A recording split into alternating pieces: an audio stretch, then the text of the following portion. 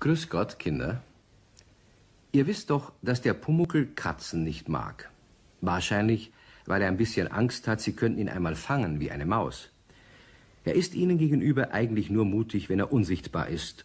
Und da auch nicht sehr. Wie ihr nun vielleicht aus dieser Vorrede schon erratet, spielt in dieser Geschichte heute eine Katze eine große Rolle. Genauer, eine schwarze Katze mit 2 weißen Pfoten. Diese Katze saß im Hof, als der Meister Eder mit seinem Pumuckl gerade weggehen wollte. Geh zu, was hast du denn, narrisch? Eine Katze, eine Katze. Okay. Gehst du nicht gleich weg? No. Die wackelt nur mit den Ohren, statt wegzugehen. Na, lass doch sitzen. Was geht's denn dich an? Nicht die Katze geht mich was an, sondern meine Ruhe geht mich was an. Und der Hof geht mich was an. Das ist nämlich unser Hof und nicht ein Katzenhof. Also beruhige dich, die Katz tut dir gar nichts. Schau's nur an, was für nette weiße Pfoten hat. Katzenpfoten sind nicht nett. Katzenpfoten Ja, haben freilich. Krallen und Katzenkrallen fangen Mäuse. Liebe, schöne, Ja, Gott sei kleine Dank, Mäuse. in unserem Keller, da kannst du ruhig ein paar wegfangen. Und wer weiß, was Katzen noch alles fangen. Ja. Vielleicht fangen die Katzen... Vielleicht fangen die Katzen sogar Kobolde. Na, davon hat man noch nie was gehört. Da wärst du schon der Erste. Ja, ich will aber nicht der erste katzengefangene Kobold der Welt sein. Jag die Katze fort. Aber das kann ich doch nicht. Vielleicht gehört die jemand im Vorderhaus. Oh, Schauk. Ja, Schauk, ein Weißschwanzspitzel hat's auch noch. Das ist ja zu lustig. Das ist ja überhaupt nicht lustig. Freilich, komm, geh zu. Jetzt geh weiter. Bis wir heimkommen, ist die Katze längst wieder weg. Ganz von allein. Morgen ist sie ganz von allein wieder da und übermorgen auch. Und überhaupt mag ich niemand, der ganz von allein Sachen tut. Überhaupt niemand. Die Katze ließ sich von dem Gespräch nicht im geringsten drausbringen. Sie beschnupperte die Abfalltonnen, fand nichts und trottete dann weiter zu den Kellerfenstern.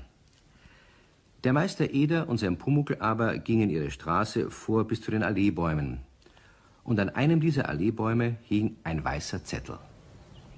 Ah, da schau her. Da ist einmal wieder was verloren gegangen. Oder es sucht jemand ein möbliertes Zimmer. Woher weißt denn du das? Na, weil da an dem Baum ein Zettel hängt. Was steht denn da drauf? 20 Mark Belohnung. Hab ich's nicht gesagt? Katze entlaufen. Schwarz mit 2 weißen Pfoten und weißer Schwanzspitze. Pumuckl, Ja? die suchen die Katz, die wir grad gesehen haben. Ich habe aber in unserem Hof habe ich niemand gesehen, der die Katze sucht. Ich hätte mir die Katze gleich gegeben. Stell dir vor, na hättest du auch gleich 20 Mark gekriegt. Warum hätte ich 20 Mark gekriegt? Weil's da steht, 20 Mark Belohnung. Verstehst? Weil's da steht, verstehst? Ah, jetzt stell dich doch nicht so dumm an. Da ist jemandem eine Katz davongelaufen und weil der's wieder haben will, hat er den Zettel an den Baum hingemacht. Damit die Katze liest, dass sie verloren gegangen Nein, die Katz kann doch nicht lesen. Das wusste ich, Katzen sind dumm. Jawohl. Nein, die sind nicht dumm. Und 20 Mark hat er demjenigen versprochen, der ihm seine Katz wiederbringt. So. Du, pass auf, jetzt kehren wir gleich um und suchen die Katz. Ja, Geh zu. aber sag mal, ist 20 Mark, ist das viel oder wenig Geld? Oh, um 20 Mark? Ja, da kannst du dir einen Leberkäse kaufen. Ein Leberkäse? Der so groß ist wie du. Ja. Oder 20 Tafeln Schokolade.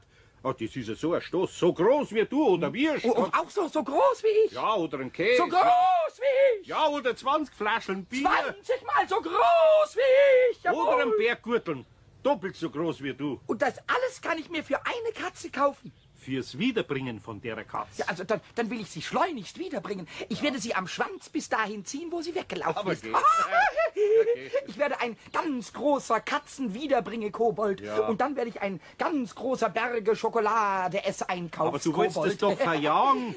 Ja, heimjagen wollte ich sie. In dieses 20-Marksheim wollte ich sie zurückbringen. Jawohl. Also ich glaube, zum Würstekaufen. Pumuckl, ich glaube, das Wiederhinbringen überlasst schon besser mir.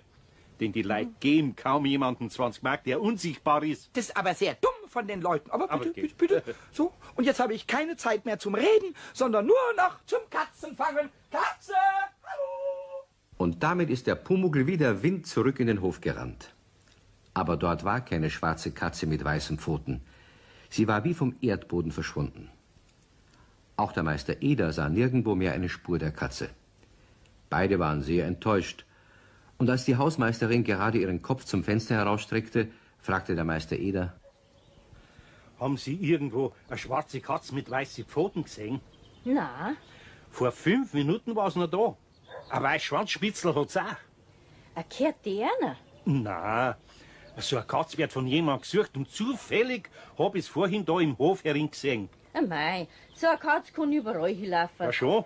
Die kann genauso gut jetzt im Nachbarhof drin sein, wie es in ein Kellerfenster reingerochen sein kann. Ja, aber Bei einer Katze braucht man sich doch nicht aufregen, wenn die streint. Die findet da überall wieder heim. auch wenn's nicht ein Fremder oder irgendwelche Kinder mit heimnehmen. Da ist schon vorgekommen, dass eine Katze nachher wieder ausreißt. Also jedenfalls, wenn Sie die Katze sehen, nachher wissen's, dass die jemand sucht und dann kann man's ja den Leuten zurückbringen, ne? Es hängt der Zettel da vorne am Baum. Ist schon gut, Herr Eder. Kann ja sein, dass sie in unserem Keller ist. Mais hätten wir nur. Ja. Der Meister Eder und sein Pumuckl suchten noch ein bisschen im Hof herum, leider vergeblich, und dann gingen sie wieder zurück in die Werkstatt. Dem Pumuckl aber ließ die Vorstellung von einem Berg von Süßigkeiten keine Ruhe. Wenn die Katze im Keller sitzt wegen der genugen Mäusen, dann braucht man doch eigentlich nur in den Keller zu gehen und die Katze zu holen, oder nicht? Ja, freilich schon. Aber der Keller ist ja zugesperrt, schau. Und ich hab keinen Schlüssel zum Keller im Vorderhaus. Kannst du dir denn den Schlüssel nicht leihen? Na, was soll ich denn da vorne in den Keller zu suchen haben? Eben die Katze, die Geh Katze. zu, ich such doch nicht eine Katze, die nicht mir gehört. Wieso? In einen Keller, der mir nicht so geht. Wieso, warum? Aber du bist doch so klein, dass du durch ein offenes Kellerfenster leicht durchschlupfen kannst. Könntest ja mal schauen. Ja, aber Schaugen nützt doch gar nichts. Katzen folgen ja nicht, wenn man bloß schaut. Na ja, du kannst es ja rausjagen. Ja. Machst halt ein bisschen ja, und ziehst es ein bisschen in die Richtung vom offenen Fenster und gibst dir nachher einen kleinen Stups. Vielleicht stupst nachher raus. Du bist doch so ein großer Katzenfange-Kobold. Nein. Ich bin nur ein Katzenwiederbringe-Kobold. Also wenn schwarze Katzen nicht in dunklen Kellern sind und nicht grüne Augen machen... Ja, du dann wirst ist doch es- nicht Angst haben. Nein. Oder? Ich habe überhaupt keine Angst. Nicht? Man muss nur bei Katzen sehr vorsichtig sein. Sehr. Weißt du, da gibt es nämlich also irgendein Koboldsgesetz. Also ein ganz vorsichtiges So, Gesetz, gibt's? ja. Und Ja. das heißt... Das kenn ich gar nicht. Doch, das kann ich dir mal erzählen. Das heißt, meide Katzen im Keller, im Hof, da ist es heller. Und sicher gibt's auch noch ein Koboldsgesetz, das heißt, ist lieber ein Gemüse, als um 20 Mark was siehst. Nein. So ein Gesetz gibt's ganz bestimmt Ja, nicht. jetzt gib mal Obacht. Ja. Machen wir's doch so. Wie? Du schaust in den Keller, ob's die Katze siehst. Ja. Du brauchst gar nicht nah zu ihr hingehen, nur wissen müssen wir, ob sie überhaupt drin ist. Ja. Und wenn du's gesehen hast, na kommst, na sehen wir schon weiter. Ja. Gell? Und wenn ich die Katze gesehen habe, dann mache ich alle Kellerfenster zu, damit sie nicht mehr herauskommen kann. Und wenn sie nicht mehr herauskommen kann, dann können wir nachdenken, wie wir hineinkommen können. Hineinkommen können. Also, ich saus jetzt mal lieber zum Kellerfenster. Ja, ist schon recht. Bin gleich wieder da. Der Pumuckl hatte Glück. Er musste gar nicht sehr lange suchen. Die Katze hatte irgendein Zeitungspapier entdeckt, mit dem sie herumraschelte, als wäre darin eine Maus versteckt. Sie spielte damit direkt unter dem offenen Kellerfenster. Der Pumuckl zog schleunigst das Fenster zu und rannte zurück zum Meister Eder. Hallo, Meister Eder. Meister Eder, die Katze spielt gleich unter dem Fenster. Du musst ganz schnell kommen und sie holen. Und wir kriegen dann 20 Mark und kaufen einen Schokoladenberg. 20 Mark und kaufen einen Schokoladenberg. Schnell, damit wir schnell einkaufen gehen Ja, aber wenn ich die Katze raushol und wenn ich sie zu den Leuten hinbringe, dann krieg ja doch ich den Finderlohn und nicht du. können. Ja, und Vielleicht kaufe ich mir nachher viel lieber was anderes dafür. Socken zum Beispiel und eine Krawatten oder... Nein. Außerdem hast du ja schon eine Socke und eine Krawatte. Ja. Und ich habe kein bisschen einen Schokoladenberg oder kein bisschen einen Wurstberg und kein bisschen einen Bierberg. Ein Bierberg gibt's nicht. Doch. Das doch. ist nachher nämlich ein Biersee. Den habe ich auch nicht, einen Also gib Biersee. acht. Pass auf. Wir teilen uns die Arbeit, weil ich nicht im fremden Keller was da will, sonst meint man am Ende, ich will was rausangeln. Schau her, was ich da inzwischen gemacht hab. Aha, Eine Schnur ist Ja, es. und an der Schnur hängt der Wurstzipfel. Ja, Den dann- Wurstzipfel den lass essen du wir jetzt in den Keller runter. Ach so, den lass ich in den Nein, Keller. den isst du nicht. Aber wenn ich ihn essen würde? Nein, den braucht man für die Katz. Den Ein Wurst für die Katze. Ja, damit wir es fangen können. Ach so. Sicher hat die Katz Hunger und du ihn fressen. Ja, ja. Lass ihn zuerst hin, aber nachher ziehst du am Schnürl an und ziehst die jetzt mal ein bisschen her zum Fenster rauf, so lang bis es raufspringt. Und wenn es herum ist, dann ziehst du den Wurstzipfel zur Werkstatt her. Die Wurst ist ein bisschen hart, mit der wird die Katz nicht so schnell fertig. Ja, und wenn ich die Katze habe, dann trägst du sie zu den Leuten und dann kriegst du was ab von meinem Schokoladenberg, ja? Weil du mir geholfen hast. 2 Stücke Schokolade kriegst du mindestens. Ja, also bring nur zuerst die Katz. Ja, natürlich bringe ich zuerst die Katze. Der Pumuckl sauste mit dem Wurstzipfel und hinterdrein wehender Schnur zum Vorderhaus. Wie gut, dass das niemand gesehen hat. Er wäre zu Tod erschrocken, denn es hat richtig wie eine fliegende, dünne Schlange ausgesehen. Und dann setzte sich der Pumuckl auf den Sims vom Kellerfenster und warf den angebundenen Wurstzipfel hinunter, direkt der Katze vor die Nase. Schau nur, Katzileini, was ich da Feines für dich habe. Ja, schnupper nur. Das ist sehr fein. So fein, dass ich es wegziehe. Und jetzt schön springen, Katze. Komm hier heraufspringen. Komm. Ja, so, ja. Da sitzt sie und schaut sich die Augen aus dem Kopf. Springen sollst du. Komm, hier heraufspringen. Duck dich nicht so, als wärst du ein großer Tiger. Hier ist nämlich ein sehr großer Kobold.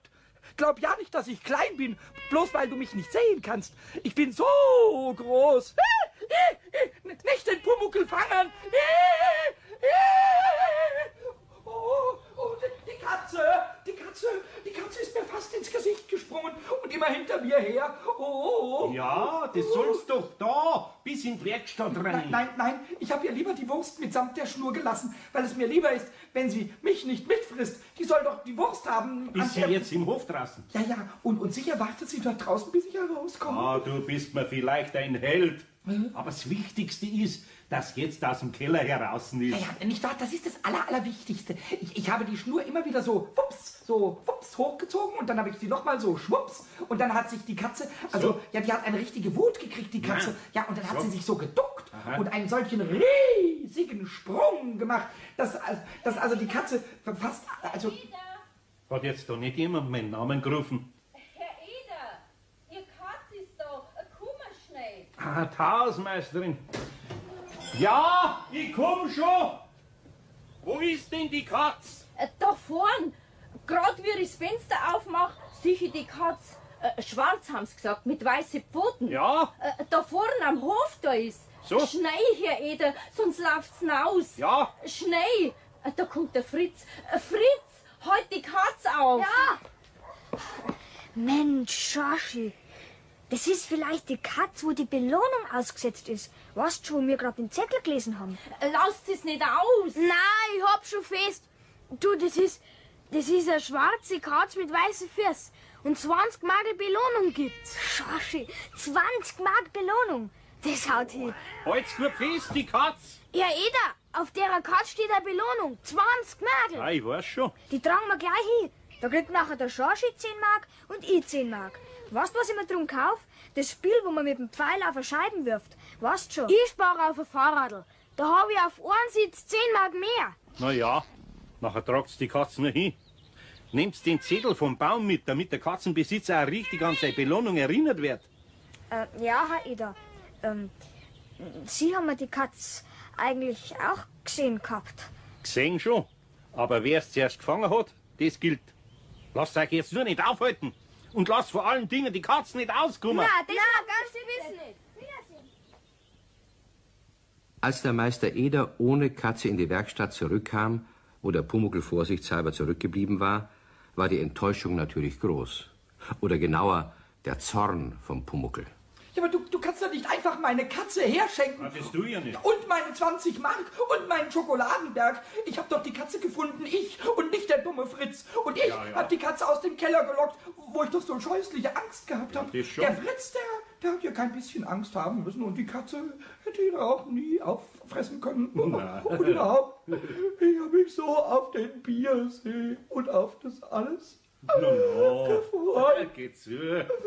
Aber es heißt, wer zuerst kommt, mal zuerst. Mal? Das ist es so. Ich will gar nicht malen. Der Fritz kann ja ruhig mal malen, aber das schöne Geld soll er nicht kriegen. Pumuckl, ich verstehe deinen Zorn, aber die zwei Buben haben sich auch gefreut. Aber ich hätte Sie mich haben auch den Zettel gefreut. genauso gelesen gehabt wie mir. Aber nicht und so die schlimm. Katz habe ich ihnen nicht gut wieder wegnehmen können. Das wäre äußerst unanständig gewesen. Das musst du doch einsehen. Ich will es aber nicht einsehen. Ich will Schokolade und Bier und Wurst. Komm, Pumuckl, das kriegst du auch so. Schau, da her, da habe ich eine ganz Flasche Bier. Will ich nicht. Eine Flasche ist kein See. Und da her, die Wurst da, die darfst ganz aufessen. Nein, das will ich gar nicht. Ich habe überhaupt gar keinen Hunger mehr.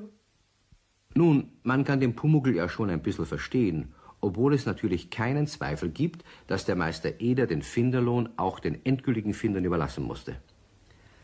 Eigentlich wäre die Sache damit erledigt gewesen, wenn nicht nach ungefähr einer Viertelstunde die beiden Buben mit recht betretenen Gesichtern zum Meister Eder in die Werkstatt gekommen wären.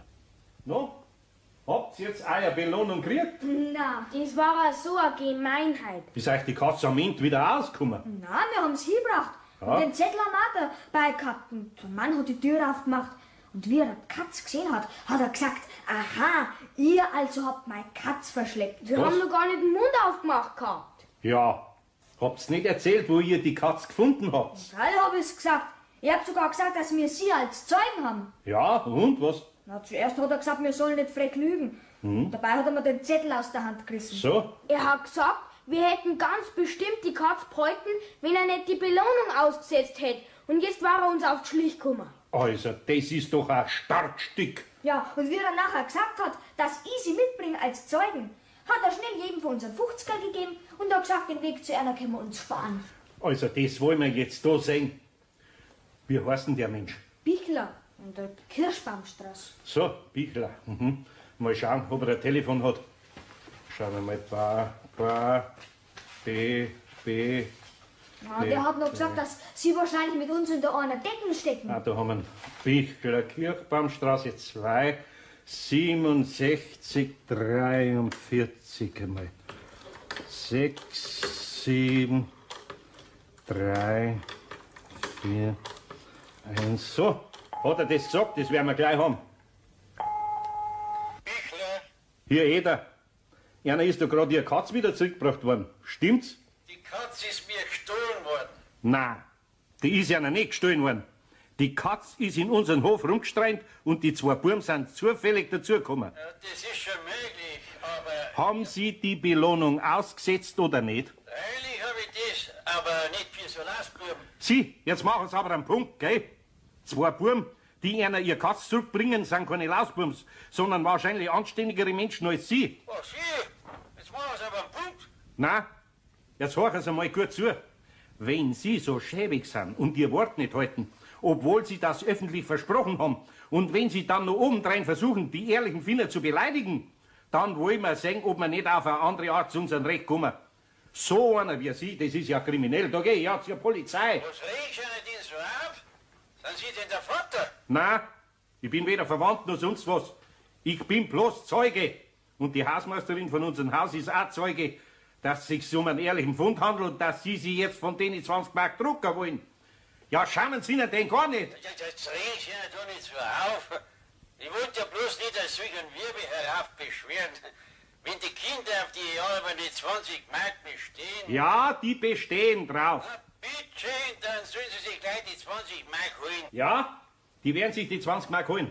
Und zwar gleich. Ja, ist schon recht. Und Sie nehmen in aller Form bei der Gelegenheit die Verdächtigung zurück, dass die Kinder die Katz gestohlen haben. Das war ja Sonst behalte ich mir bzw. den Eltern der Kinder weitere Schritte vor. von mir aus. Mei, oh mei, dem haben sie es aber gegeben. Der gibt euch jetzt das Geld.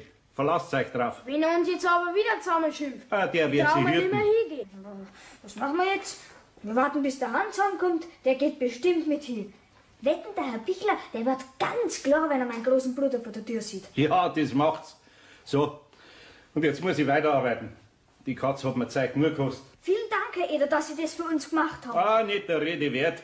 Solche Burschen wie den sauberen Herrn Picker lege ich gerne das Handwerk. Wiederschauen, Herr Eder. Wiederschauen. Dann lass mich gelegentlich wissen, ob alles klar gegangen ist. Ja, Herr Eder.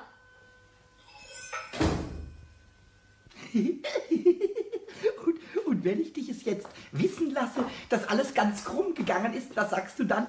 Der brave kleine Pumuckl geht leer aus und das regt dich gar nicht auf, während es dich sehr aufregt, wenn die Buben leer rausgehen. No, wenn das nicht ein starkes Stück war. Ich hasse das. Wenn erwachsene Leute so schäbig sind, weiß man, mit Kindern könnte man sowas machen. Wenn ich die Katz hingebracht hätte, dann hätte er sich sowas nicht traut. Aber weil es Kinder sind, probiert er mich einschüchtern. Na, sowas geschert. Vielleicht sollte ich dem Mann die Katze wirklich stehlen. Dann muss er nochmal 20 Mark bezahlen als Strafe. Und dann bekomme ich auch 20 Mark und dann können wir einkaufen gehen. Und dann, du musst mir nochmal eine Wurst an die Schnur binden und ich lock sie damit. Nein, das tue ich nicht. Aber ich habe doch schon jetzt eine ganz große Übung im Katzenfangen. Ja, und schon. eine Wohnung ist ja auch nicht so dunkel wie ein Keller. Und eine Wohnung wenn hat ja... die Katz Ja. wieder einen großen Sprung macht, Einen Sprung? dann kriegst du Angst, gell? Nein, dann Freilich. mache ich vielleicht diesmal auch einen Sprung. So. Also einen ganz mutigen, einen ganz großen Sprung. Ich weiß nicht recht, Pumuckl, Was denn? ob Katzen nicht da ab und zu Kobolde beißen. Also, ich darf an deiner Stelle lieber auf die 20 Mark verzichten und dafür in Gemütsruhe, schau her, diese schöne Tafel Schokolade aufessen. Ui, diese ganz... Und ganz alleine... Ja, freilich. Ja, das ist vielleicht wirklich besser als so dumm herumspringen. Na, das es meine ist ich zwar auch. kein Schokoladeberg, sondern viel eher ein Schokoladezwerg, aber so gut. Aber vielleicht finde ich morgen einen viel besseren Finderlohn. Was für ein- was vielleicht hast du denn da? vielleicht finde ich morgen einen goldenen Ring. Okay. Oder eine kleine goldene Ticke-Uhr. Oder auch eine Tacke-Uhr. Oder eine Ticke-Tacker-Uhr gibt es ja auch. Oder vielleicht finde ich gleich 20 Ja, Mark. was dir Das alles wäre ja das einfällt. Allereinfachste. Ja, du kannst ja mal suchen. ja, suchen kann man schon mal. Aber zu dieser Suche ist der Pumuckl gar nicht mehr gekommen. Nicht, weil er die Lust dazu verloren hätte, sondern aus einem ganz einfachen Grund. Es ist ihm, beziehungsweise dem Meister Eder, ein Teil von dem Geld ohne langes Suchen zu guter Letzt doch noch in den Schoß gefallen. Die Mutter vom Fritz kam nämlich eine Stunde später in die Werkstatt und sagte: Herr Eder, die Buben und ich, wir bestehen drauf, dass das Geld mit Ihnen geteilt wird. Aber Frau... Erstens haben Sie die Katz genauso gesehen gehabt wie die Buben. Schon. Und zweitens haben Sie sich dann gleich so für die Kinder eingesetzt. Aber gehen Sie zu, das war doch selbstverständlich. Nein, das müssen Sie annehmen. Anständigkeit um Anständigkeit. Die Kinder freuen sich über das Geld viel mehr, wenn sie auch Freude haben. Also, wenn Sie das so sagen, dann... Und wenn es bloß ein paar Socken sind, die Sie sich drum kaufen. Nein, Socken kaufe ich mir nicht. Aber einen Berg Schokolade oder einen Berg Wurst oder einen ganzen Biersee. Na, da wünsche ich aber einen guten Appetit dazu. Es war gut, dass der Pumuckl bei diesem Gespräch unsichtbar war, denn er machte einen solchen Freudensprung, dass die gute Frau sicher mächtig erschrocken wäre. Nun, einen ganzen Biersee kann man um ein paar Mark nicht kaufen, aber für einen kleinen Kobold muss ja weder ein See noch ein Berg wirklich groß sein. Was der Meister Eder eingekauft hat, war jedenfalls groß genug, um den kleinen Pumuckl sehr glücklich zu machen. Ja, das war also die Geschichte vom Finderlohn. Und wie es weitergeht mit dem Meister Eder und seinem Pumuckl, das erfahrt ihr das nächste Mal. Bis dahin, auf Wiederhören.